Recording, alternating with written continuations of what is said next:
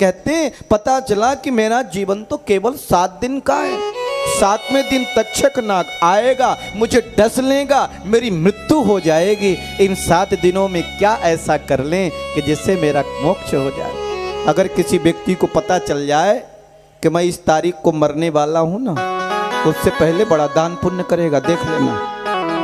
पता नहीं है ना, इसीलिए कुछ भी करता रहता है? किसी को पता हो जाए, कहते हैं भय। आपने महाराज भरत का नाम सुना होगा। महाराज भरत ने अपने आप को एक कांच का महल बनवाया और उसमें बंद कर लिया और उन्हें पता चल गया कि जीवन क्या है। तो जब सुबह सुबह आचार्य लोग आते थे आशीर्वाद देने, राजन यशस्वी भव, धर्मशील भव, तेजस्वी भव, दीर्घजीवी भव, तो महाराज भरत जो पूर्ववंशी हुए राजा भरत, उन्होंने कहा अरे आचार्यों मुझे ये वरदान मत दो, मुझे ये आशीर्वाद मत दो। बोले क्या दें? बोले जब सुबह सुबह आप आशीर्वाद देने आओ तो कहो भत्ते भयम, भत्ते भयम। हे राजन भय बढ़ रहा है, भय बढ़ रहा है, मृत्यु नजदीक आ रही है। क्योंकि जिस दिन हम पैदा होते हैं उसी दिन हमारी मृत्यु का भी जन्म हो जाता है। और हम रोज मरते हैं कि नहीं? आप कहेंगे कैसे? जिस दिन पैदा हुए उस दिन 100 वर्ष के थे और एक दिन निकल गया तो एक दिन कम हो गया ना जी।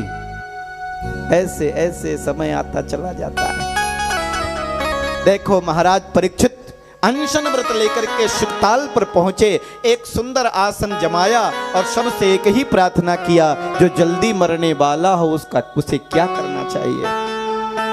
कोई जवाब नहीं दे पाया। लेकिन जब सुखदेव भगवान पहुंचे, जो 16 वर्ष के दिखते हैं, घुघराले बाल हैं, श्यामल क्रांति है, आजान बाहु है, और देखो कोई तो उनको पगला बाबा कहता और कोई तो उनको कुछ भी कहता, वो मस्त रहते, दुनिया से कोई मतलब नहीं, न स्त्री से न पुरुष से, ये बच्ची है ये बच्चा है, उनको कोई भेद ही नहीं है। ऐसे हैं सुखदेव जो जन्मजात सन्यासी हैं, जिनके पिता भी खड़े होकर के प्रणाम कर रहे हैं, जिनके दादाजी भी खड़े हैं वो भी प्रणाम कर रहे हैं, और सारे संत नारद चरक श्रुतिबल याज्ञ कणादि प्रहलाद सारे संत विराजित हैं और सब खड़े होकर के और सुखदेव जी को एक बालक को प्रणाम कर रहे हैं। वो बालक को नहीं प्रणाम कर रहे हैं, वो सर्वभूत हृदय सुखदेव भगवान को प्रणाम कर रहे हैं। बोले सुखदेव भगवान की जय हो। महाराज परीक्षित चकित हो गए, अरे ये ऐसा कौन बालक है, लगता है कोई बड़ी विभूति है, कोई दिव्य विभूति है। सो उनके चरणों में साष्टांग गिर गए और बोले भगवान आप इस आसन पर विराजिए, उस आसन पर बैठे। बोले बोलो। बोले बस मेरा एक ही प्रश्न है, इसका उत्तर दे देना फिर आप जाना। सुखदेव जी ने कहा मेरे आने की देरी नहीं हुई और तुमने प्रश्न की झड़ी लगा दी। महाराज परीक्षित ने कहा भगवान आप एक घर में उतनी देर तक ही रुकते हैं जितने समय में एक गाय दुही जाती है। मैंने आपसे प्रश्न इसलिए कर दिया कि पहले मेरे प्रश्न का उत्तर दे देंगे फिर आप जाएंगे। जल्दी मरने वाला हो उसे क्या करना चाहिए? महाराज सुखदेव भगवान सुखदेव बड़े प्रसन्न हुए और बोल उठे, बरियाने सते प्रश्नो कितो लोक हितम नप आत्मविसम्मतः पुंसाम श्रोतव्यादिसूया परः। हे महाराज परीक्षित आपने बड़ा उत्तम प्रश्न किया है। ये आपका प्रश्न केवल आपके लिए नहीं है, लोक हितकारी है, जन कल्याणकारी है।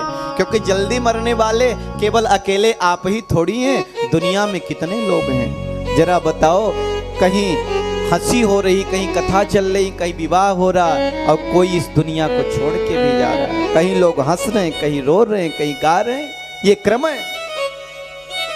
राजन जो आपने प्रश्न किया है ये लोक कल्याणकारी है, ये हितकारी है। नहीं तो लोगों का समय आधा समय तो सोने में ही निकल जाता है। श्रोतव्या दीन राजेंद्र नृणां शन्ति सहस्रशः निद्रया ह्रियते नक्तं वायव्येन च वावः दिवाचार्थे हया राजन कुटुंब भरणेन वा। शुकदेव जी कहते राजन, आधा समय तो सोने में निकल गया और बाकी जो दिन का समय निकला वो कुटुंब के भरण पोषण में निकल गया और भगवान को तो भूल ही गया। यो ही भक्त व्यक्ति का निकल गया। बड़े भाग्य से ये मनुज तन मिला था, बड़े भाग्य से ये मनुज तन मिला था, गमाते गमाते उम्र पार कर दी।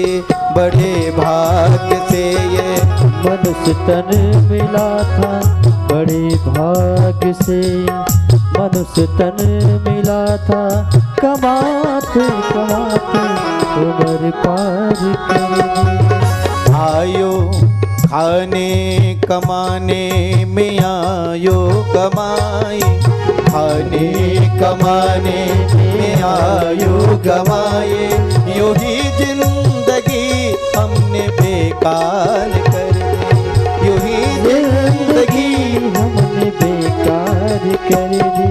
बड़े भाग्य से ये मनुज तन मिला था, बड़े भाग्य से ये मनुज तन मिला था, गमाते गमाते उम्र पार कर दे, गमाते गमाते उम्र पार कर दे, गमाते गमाते उम्र पार कर दे।